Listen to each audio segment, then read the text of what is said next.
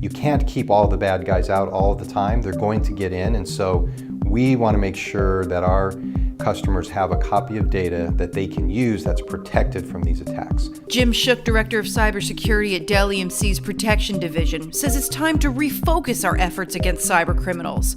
You can't always stop them, so he says it's time to learn how to take back the power by learning how to restore the data they've become so good at stealing. So at Dell EMC Data Protection, we're all about taking care of your data, making sure you have backup and recovery capabilities. And so what we do is we look at the cybersecurity landscape. There's 5 kind of high-level categories if you look at the NIST cybersecurity framework.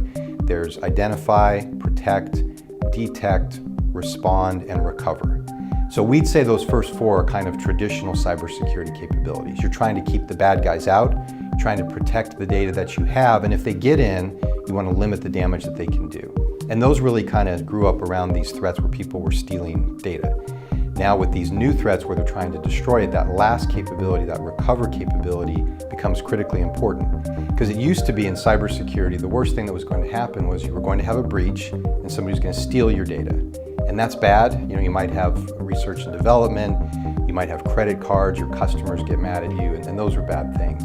Then about really a year and a half ago, we started to get a lot of ransomware. So what happens with ransomware is the criminals get in, they tie up your data by encrypting it so you can't use it, and then they demand a payment and hopefully you get your data back. And of course that's very bad, and some of those ransomware things went awry and people didn't get their data back. So what we're concerned about is not just the pain and the expense, but there may be a business, and a large business, a Fortune 1000 company, that's ended because of a cyber attack, and we really want to make sure our customers are not part of that. It's out there, and people know that cybersecurity is an issue. They know a little bit about ransomware.